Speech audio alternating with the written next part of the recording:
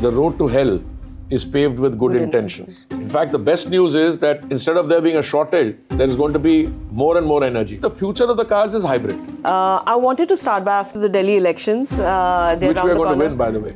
BJP has settled them in. Do you seriously expect the Rohingya to vote for a BJP candidate? Delhi is polluted, it is mismanaged. Hello and welcome to this very special conversation. We have with us India's Petroleum and Natural Gas Minister, author and a former diplomat, Hardeep Singh Puri. Thank you so much for speaking to Brut. Thank you. I wanted to start by asking the Delhi elections. Which we are going to win, by the way. That was my question. But very quickly, of course, in the public domain, there have been, comments exchanged between the Aam Aadmi Party and the BJP on the settlements of Rohingyas, right? My question to you is, Rohingyas, could they have not been stopped at the border? No, let me first of all say this is a false narrative. Okay. The Aam Aadmi Party doesn't seem to realize that there is something called an illegal infiltrator, okay? And then there are refugees. The point about the Rohingyas is, wherever they've come from, who has encouraged them? The point is, if your MLA is shown on TV talking to them and saying, I will give you 10,000 rupees a month, I'll give you this, I'll do that. The idea is to bring, this is not only here, they're doing it everywhere. They're trying to bring in people who have no business to be here, and they're utilizing those people to make them ration cards firstly, and then ultimately get them a vote, and then get them votes in the election. I mean to say, I saw some statement, I couldn't conceal my amusement. BJP has settled them in. Do you seriously expect the Rohingya to vote for a BJP candidate? What are we discussing? I mean, and if you, today I saw another tweet by Mr. Kejriwal, oh no, they are mistaking, they're in the name of Rohingya, they're talking of Purvanchali. He's talking nonsense. Today the anger against the Aam Aadmi Party is clear, it is palpable, and it is anger bordering on real anger, because Delhi is polluted, it is mismanaged, the air pollution, the river pollution, etc. That's why these guys in the last list of 20 candidates that he announced, 13 of them were outsiders, brought in from other parties. I think they're going to be devastatingly routed in the next election, and you will see a BJP government here. And on the Delhi pollution, sir, there's always a back and forth in terms of this is the centre saying this is a state When there was issue. a Congress government in Punjab, it's a Congress government in Punjab which is not able to control Parali burning. Then when the Aam Aadmi Party government say, well, it's not Punjab, it's coming from X other place, Y place. Look, madam, if you're not interested in doing something, then this kind of diversionary talk will take place. I think Kejriwal's days, I mean, he's no longer the chief minister, but I think even Atishi will lose her seat. What would be the top two priorities for a BJP government in Delhi if it comes to power? To make Delhi livable again is the main priority. To make Delhi livable, it's such a beautiful city. I mean, if you look at Delhi in terms of its traditions, etc., its history, they have completely destroyed it. My own conversations with him will get me very worried. And this whole freebie culture, look, I am for freebies, make no mistake. Because if there is a economic incentive to be given, but our freebies are very different. He who wants to give 300 units of electricity free, what the Prime Minister says is, take a subsidy from me, set up a solar panel on your rooftop, produce cheap electricity, use 300 units free for yourself. Other, you put up a charging station, you charge your card with it, and next we have a national grid, you put it into the grid and we'll pay you for it. That's a difference between good management. By the way, wherever there have been Congress-led governments, today I saw that they were putting cess on all kinds of things in Karnataka. They wanted to tax toilets in Himachal. You see, if you don't know how to govern and if you're extravagant and you're going to spend beyond your means, then you will have to resort to all these things. Right. I'm going to shift gears to the green energy. We're sitting in Delhi. It's winter. We've all been through the pollution. It started again in a couple of days. Tell us, how can we reduce our dependence on fossil fuels? Start by taking on board a few very basic considerations. That the dialogue and the thinking that went into the need for green energy overlooked the fact that we are not ready as yet to do away with the fossil fuels. Okay. So a lot of movement was created by the climate activists, by the, I call them loosely a group of do-gooders, and I'm an admirer of that, because the fundamental preoccupation they have is that we, that is you and I, you are much younger, but we have to leave the planet in better shape than we inherited it. Right. And I'm sorry the jury is still out, but I think we're going to leave it in a worse state than we inherited it. But there are reasons for it. You can't point the blame on any one person or any group of people. And as a result of this enthusiasm amongst the do-gooders, what happened is that the investment required in the traditional fossil fuel energy started diminishing. When that diminished, there was chaos in the energy market. You were not ready with green energy yet you were not being able to produce even sufficient fossil fuel. Plus, the whole market for fossil fuels is controlled by a cartel called OPEC+. They wanted to drive a price of $80 or $100 for something that should cost more than $8 per barrel. So on one hand, there were a lot of people making a lot of money out of it, and the poor consumers. I mean, the people in the global south, about which the younger generation is concerned, and I ought to be concerned even more.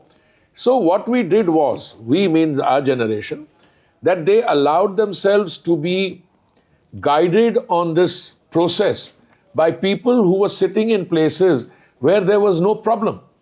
As a result of which they overlooked the fact that large parts of the global south don't have energy.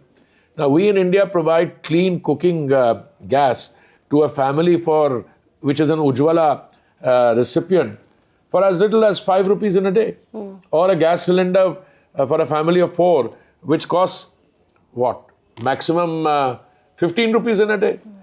Whereas parts of Southern Africa, Sub-Saharan Africa, they don't have any LPG or clean cooking gas. So the balance that needs to be struck, and I think now between the COP and the G20, etc., there's a rebalancing taking place. Today, we say we have to redouble our efforts for green energy. And we are doing that. India, in particular, is an excellent story. We had a biofuel blending of 1.4% when the Prime Minister took office in 2014. Right. I'm sorry to interrupt you, sir. I wanted to pick on a couple of things that you said, and if we can discuss that for our audience. The first one is on the generation bit, right, which you said, and the do-gooders. Are you saying that we went wrong in terms of that we had to make that switch completely, which is not possible? And we were guided by market forces to say, okay, stop everything which is sort of coal, fossil fuel related and move completely to green energy. This is where we went wrong, and now we are I want to put it to you in a even more simplistic way. I don't think the objectives, the desires were wrong. But there's a saying in the English language, the road to hell is paved with good intentions. So even if your intentions are good, but be careful. What is the primary requirement for any society? It's availability of energy. And for an country like India, we don't have. No, we have energy. We have today. You can look at any economy, and if the economy is doing well, the energy consumption is going up. Right. So here is shooting up. Right. So you need availability, you need affordability, and then you need sustainability. But you cannot have a situation where you jump from availability or the lack of it to sustainability. I think this is where my young friends, and I have a lot of amongst them who tell me we must move away from fossil fuels. I agree with them. I totally agree with them.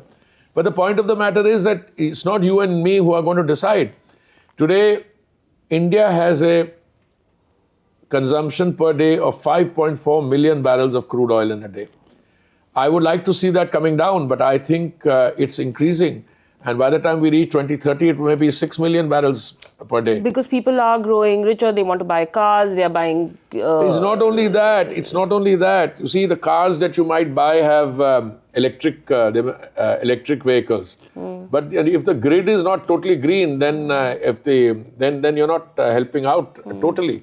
Secondly, energy, which means petrol and diesel at the retail point, a lot of it is used for industrial purposes, a lot of it is used in agriculture.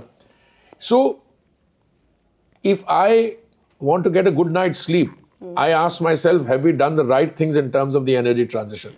And that's what I said. Our story is very good. Biofuels, we've done very well. We are going very fast on compressed biogas.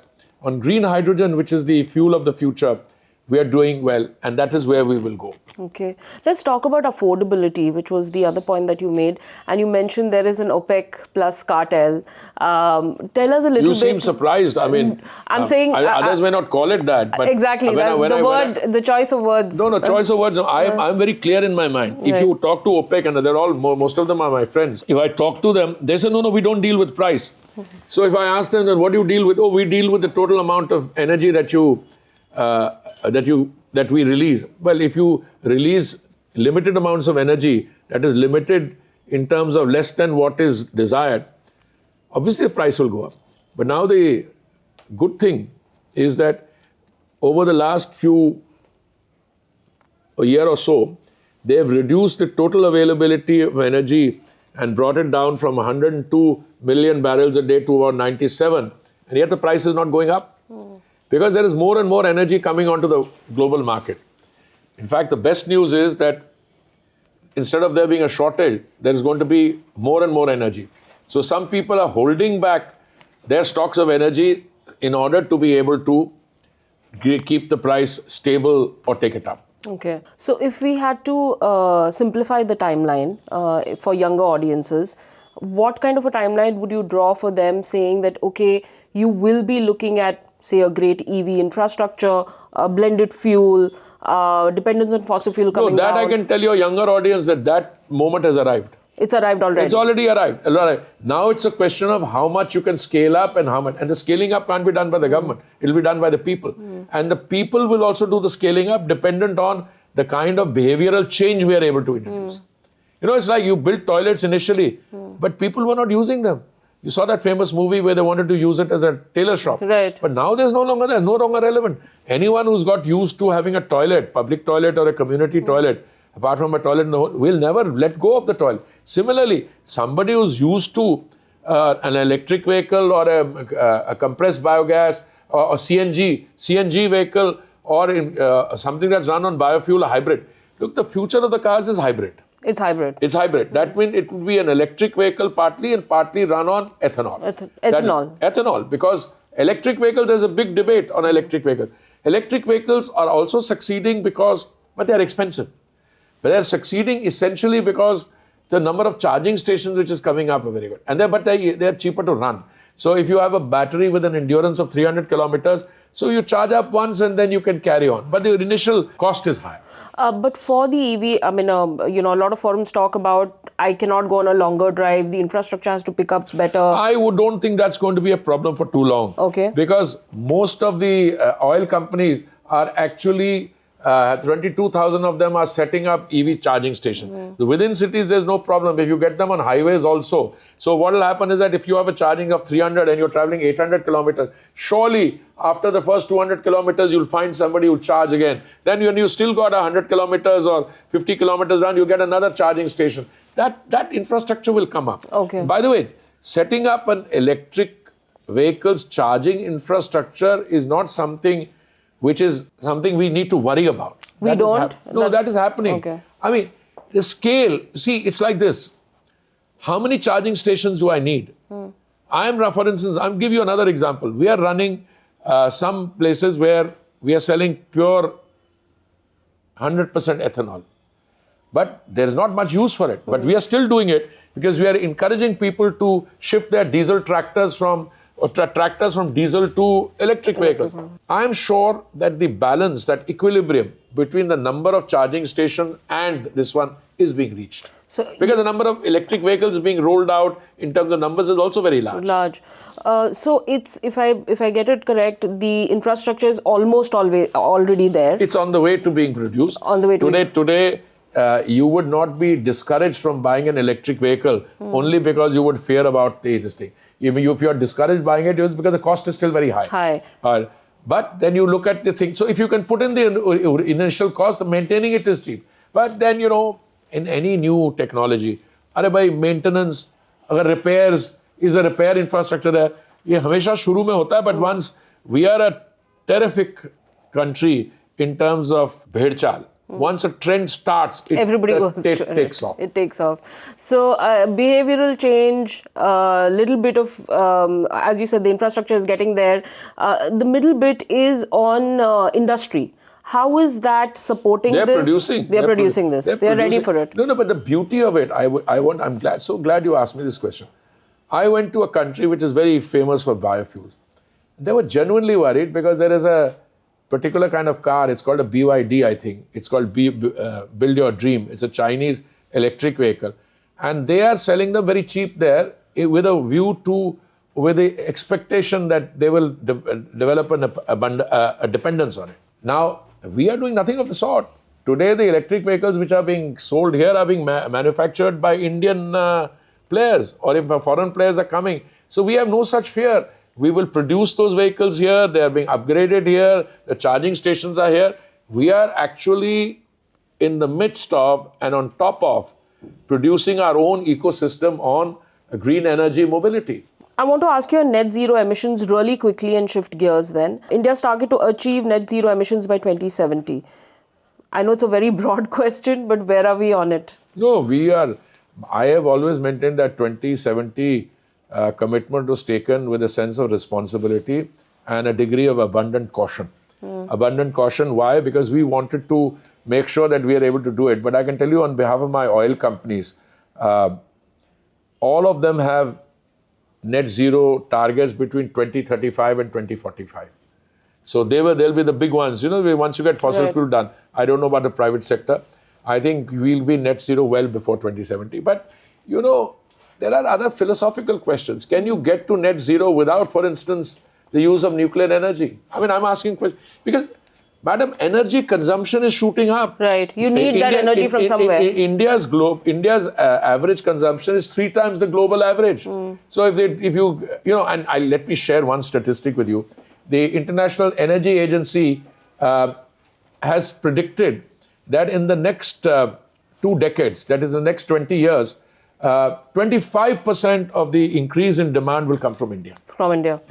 So if you have a country which is growing at 6% plus 6.5%, and you are already consuming 3 times the global average, then as the economy grows, more and more energy will be required, and as more energy is consumed, the economy will grow. So it's you're in a very different place than most other countries in the world. Of course, they've already done their development, either done that development or saturated.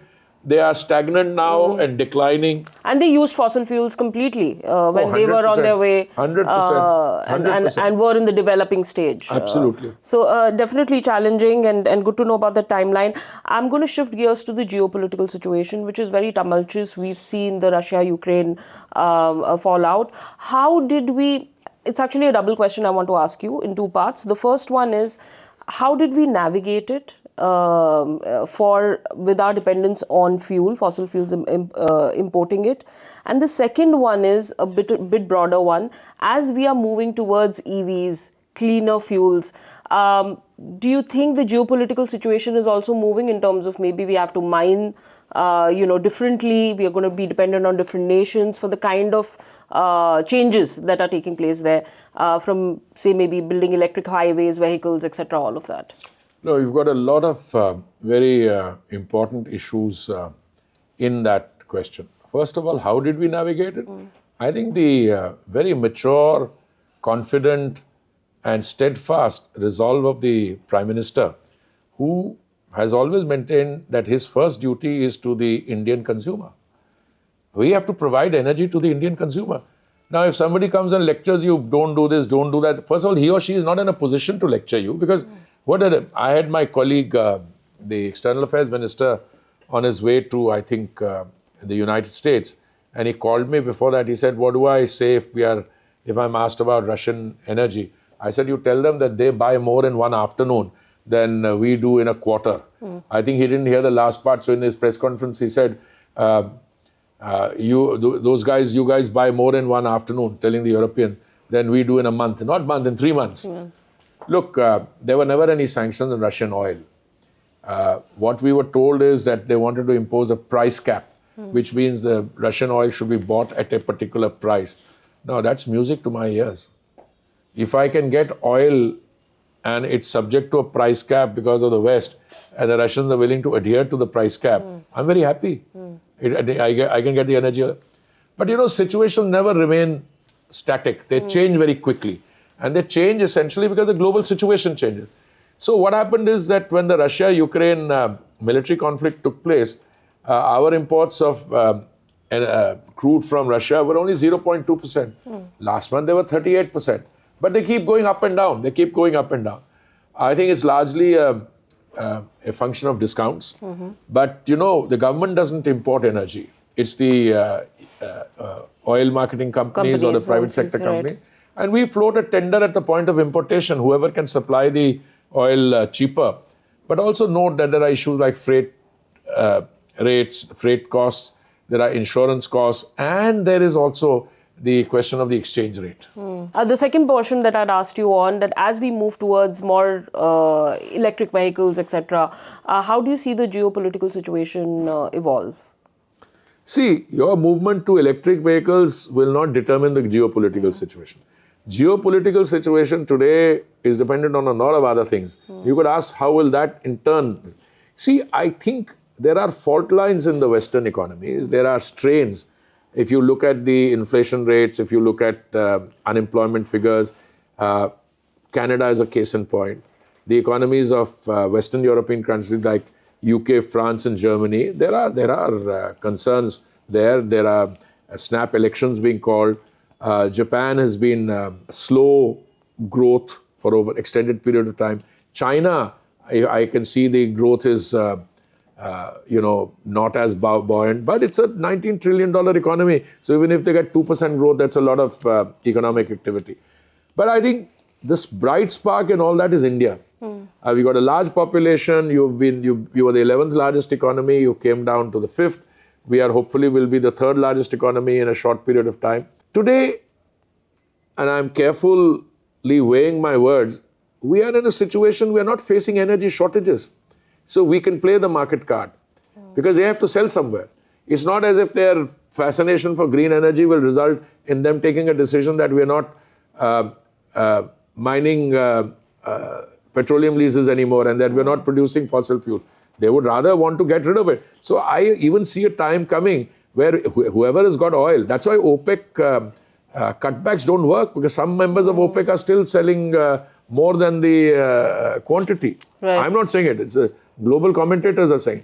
So we have a situation in which we can play this game, and this is part of the way we have navigated. We've increased the number of the sources of supply from 27 to 39. We are going for competitive bidding. If anyone can supply a little cheaper, we'll go there. The second last one is on One Nation, One Polls. It's being debated currently in the parliament.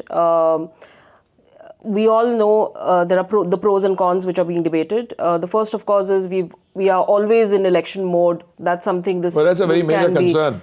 Can be arrested. Yeah. But from the regional parties, it is being seen as if the federal structure is going to hamper the federal structure. I don't think Shiv Sena is a regional party, and they're quite happy with it. I know a lot of other regional parties, right? But first of all, it's not been debated; it's just been introduced, and now it's gone to the joint JPC Parliamentary Committee.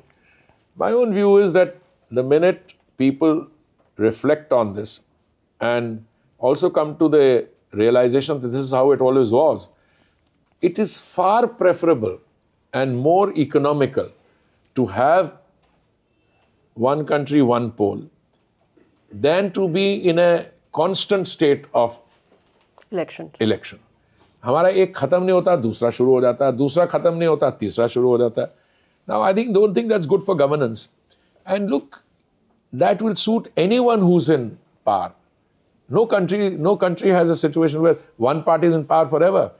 I mean, yesterday when the Honorable Home Minister was talking about amendment, he said that in 16 years that the BJP has been around, we did 22 amendments. In Congress, it's been there for about, 50 years more, 55 years or more. They've done 77 amendments. It's not the amendment, the quality of the amendment. We have done the amendments to increase the space for the individual, freedoms to increase. They've done it to curtail. Now, the Aam Aadmi Party's brand of politics, I'm shifting from Congress to Aam Aadmi Party, is to distort developmental priorities. I also want the people to get good thing. That's why I talk about 33 crore gas connections, 10 crore, 30 lakhs Ujjwala connection, 4 crore Pradhan Mantri Awas Yojana, 50 crore Mudra loans, Ayushman Bharat, 38 crore beneficiaries of Ayushman Bharat. That is what you need to do. Not ki it's the simple saying, if you teach a person how to fish, he or she will be able to fish and feed himself and the family. When you give them free fish to eat, will eat the fish and then be hungry again. My last question to you, sir, is you've been a diplomat, you've authored books, and of course you've held various portfolios as a cabinet minister.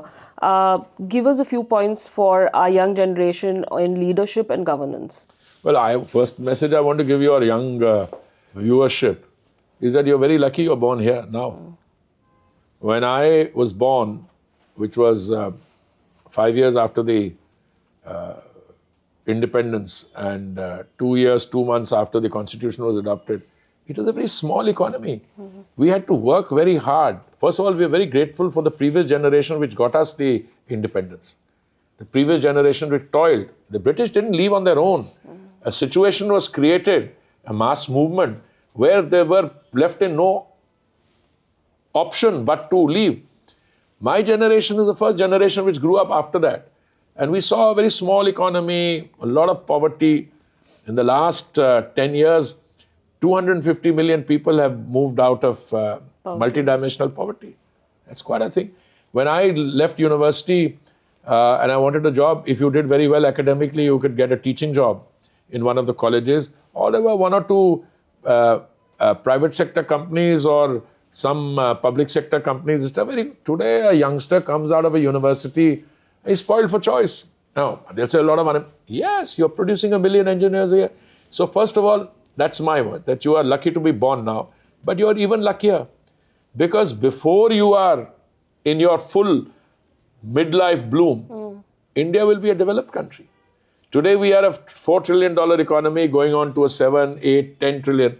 But by, today we are in 2024 end, let's say 2025 beginning.